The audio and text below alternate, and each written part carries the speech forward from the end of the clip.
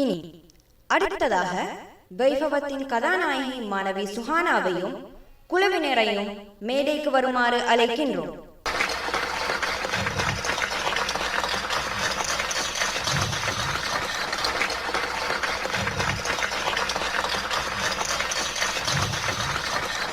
இனி சொல்லுங்களே உங்கள் வெற்றி பற்றி.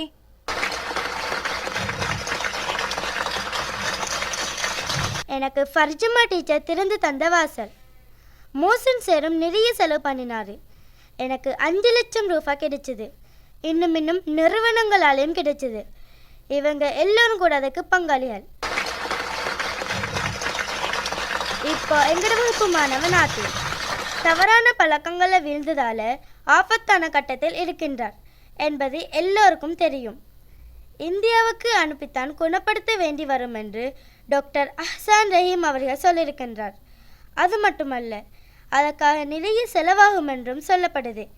அதனால் எங்களுக்கு கிடைச்ச முதற் பரிசான 5 லட்சம் ரூபாவையும் அதற்காக கொடுக்க நாங்கள் முடிவு பண்ணிட்டோம். உங்களாலுமான உதவிகளை செய்யுமாறும் கேட்டுக்கொள்கின்றோம். நானும் 5 லட்சம் தாரேன்.